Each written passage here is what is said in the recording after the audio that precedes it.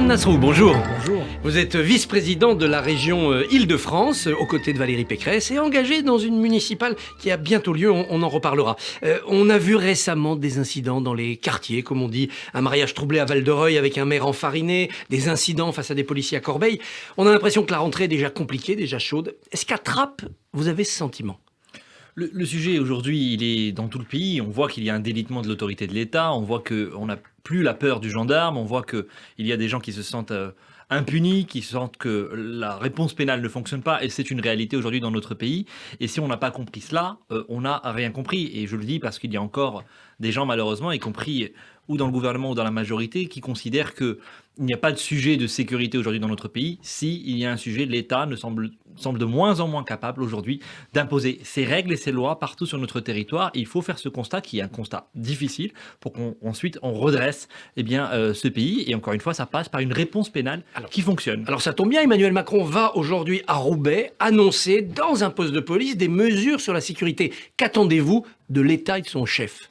Bon, on a beaucoup attendu. On a attendu d'abord, je prends cet exemple, les 15 000 places de prison qu'il avait promis et qui ne sont pas une réalité aujourd'hui. Il y en a à peine 200 qui ont été livrées à la fin de l'année dernière, alors qu'aujourd'hui on a 60 000 peines de prison qui ne sont pas exécutées dans notre pays tous les ans. Ça ne peut pas fonctionner quand des juges prononcent des peines qui ne sont pas exécutées. Les juges d'ailleurs du tribunal de Bobigny ont dit qu'ils avaient l'impression de prononcer des peines fictives. Ça veut dire aussi qu'il faut que là-dessus on arrête peut-être le en même temps qui ne marche pas en matière de sécurité, en matière régalienne. Il faut là-dessus que l'autorité d'État soit implacable. Je l'ai dit pour les places de prison, je le dis aussi pour les moyens qui sont donnés aux forces de l'ordre. Si les effectifs augmentent, il faut surtout qu'ils aient des moyens et les moyens de travailler convenablement. Aujourd'hui, on a une paupérisation de la police. On leur doit 23 millions d'heures supplémentaires. Ils ont des équipements qui sont de moins en moins adaptés, des conditions de travail de plus en plus difficiles. Il faut que nous soutenions nos forces de l'ordre et cela passe par leur donner les moyens de réaliser correctement leur mission. Est-ce que derrière les moyens donnés aux forces de l'ordre, il n'y a pas aussi un autre problème, le communautarisme ? On a vu à Val-de-Reuil des Kurdes contre des Sénégalais. À Trappes, on a l'impression que le communautarisme a pesé sur cette dernière élection qui a été annulée par le Conseil d'État. Est-ce qu'on est en train de sombrer dans le communautarisme dans ce pays ? Il y a incontestablement ce que j'appelle des entrepreneurs identitaires qui cherchent à enfermer les gens dans leur religion, leur couleur de peau, leur origine, et qui, derrière, en réalité, instrumentalisent ces données-là pour en faire ou des arguments électoraux, et c'est regrettable. Et moi, je n'ai cessé de dénoncer tous ces élus locaux. Il y en a, heureusement, peu, c'est une minorité, mais il y a des élus locaux qui jouent avec le feu, qui n'arrêtent pas d'expliquer à une partie de leur population que la France ne vous aime pas, nous on vous aime, votez pour nous. Il y a ce clientélisme débridé parfois, qui monte les communautés les unes contre les autres et qui joue en réalité de ce sentiment d'appartenance pour le tourner parfois contre la République. À la mi-octobre, au scrutin municipal de Trappes, vous confirmez que vous serez candidat ? Tout à fait. Est-ce que ça va jouer ce communautarisme ? Est-ce qu'il s'agit de choisir une certaine idée de la République contre le clientélisme communautaire ? Bon, il y a incontestablement aujourd'hui une gestion de la ville depuis un an qui est une gestion clientéliste et qui a fait de ces sujets-là un fonds de commerce. J'ai moi-même été pris pour cible parce qu'on m'a voulu faire croire que j'étais un islamophobe simplement parce que je parlais de république et de laïcité. Et tout ça crée un climat absolument délétère et avec des élus qui sont prêts à tout pour avoir une boutique électorale sur ces sujets-là. Le maire qui a été démis de ses fonctions et que j'affronte a eu comme première décision d'affréter un bus pour emmener des jeunes manifester contre la police. Ça a été une de ses toutes premières décisions. Tout ce climat-là est regrettable et cela crée, encore une fois, un sentiment qu'on essaye dans certaines villes de jouer le clientélisme à fond, alors que les vrais défis et la majorité des habitants, l'écrasante majorité, veut vivre dans la République, n'a pas de problème avec la République, mais malheureusement, on a parfois des élus locaux qui préfèrent faire plaisir simplement à une toute petite minorité et, encore une fois, clivent pour mieux se faire réélire. Ce sentiment que la République est défiée, que les Français ne sont plus chez eux, ça fait le bonheur d'Éric Zemmour en ce moment. Il surfe sur ce sentiment. Que lui répondez-vous ? Écoutez, quand il y a une impuissance publique, cela profite forcément aux discours les plus extrêmes. Et moi, je ne vais pas commenter une candidature dont on ne sait pas si elle va avoir lieu. Il est beaucoup plus simple de commenter l'actualité. C'est un peu un secret de polichinelle quand même. Oui, mais encore une fois, il est beaucoup plus simple de commenter l'actualité tous les jours sur une chaîne d'information que d'être un acteur politique. Et on ne peut pas être candidat à une présidentielle quand on n'a qu'un seul thème. À savoir celui de l'immigration ou celui de l'identité, comme seul propos. Il faut une vision d'ensemble, et donc je crois que la candidature d'Éric Zemmour, même si elle va peut-être capter une partie de colère ou une part de mécontentement dans la population, ne me semble pas être une candidature crédible. Alors il met en avant avons un argument, hein, c'est toujours le même, les prénoms, signe d'intégration. Alors, vous vous appelez Othman, Judith nous a appris les étymologies possibles. Est-ce que parfois vous avez l'impression d'être, à cause de votre prénom, considéré comme un Français trop timide ? Non, moi, vous savez, il y a 10 ans, je n'étais pas français. Je suis devenu, j'ai fait le choix de devenir français, j'en suis extrêmement fier.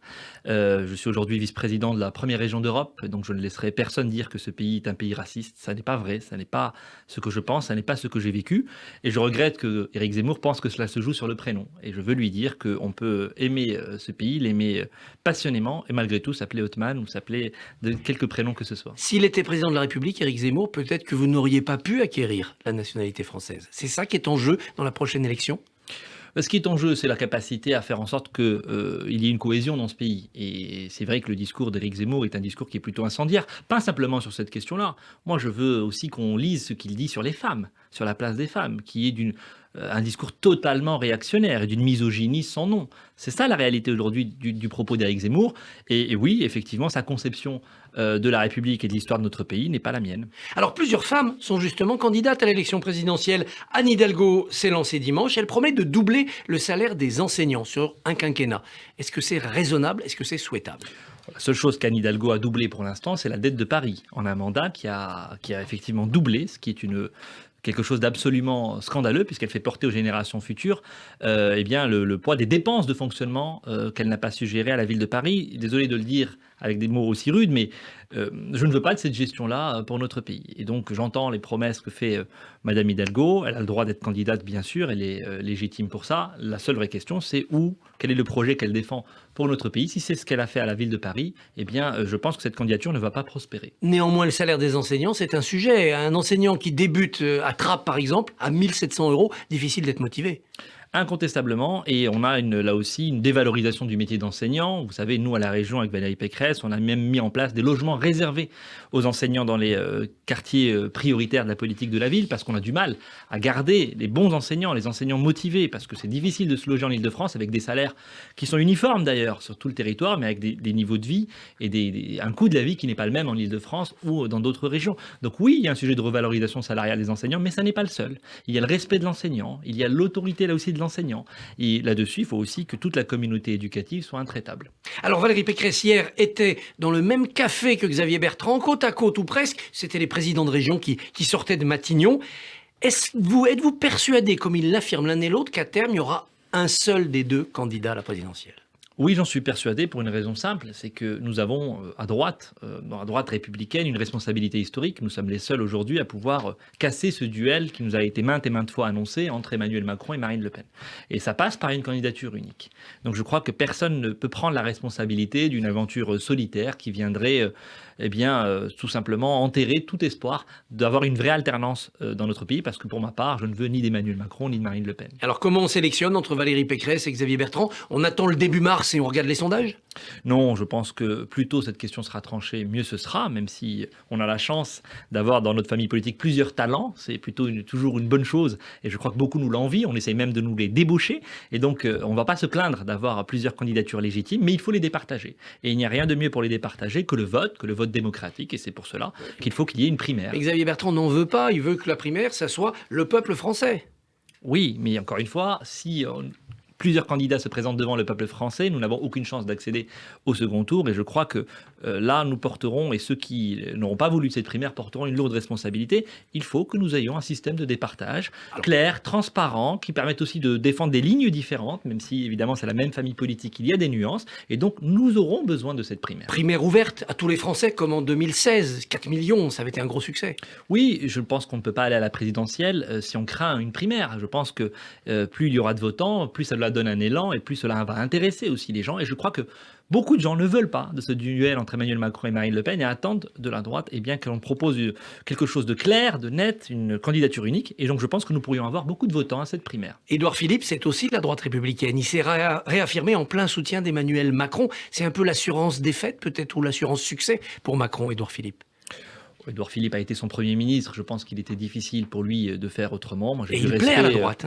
J'ai du respect pour la personne, mais je ne partage pas son analyse probablement de la situation du pays au moment où nous parlons. Et donc, nous verrons à l'occasion de cette présidentielle qui sera le mieux placé pour porter les couleurs de la droite républicaine telle que je l'imagine. Othman Nasrou, merci, bonne journée. Merci à vous.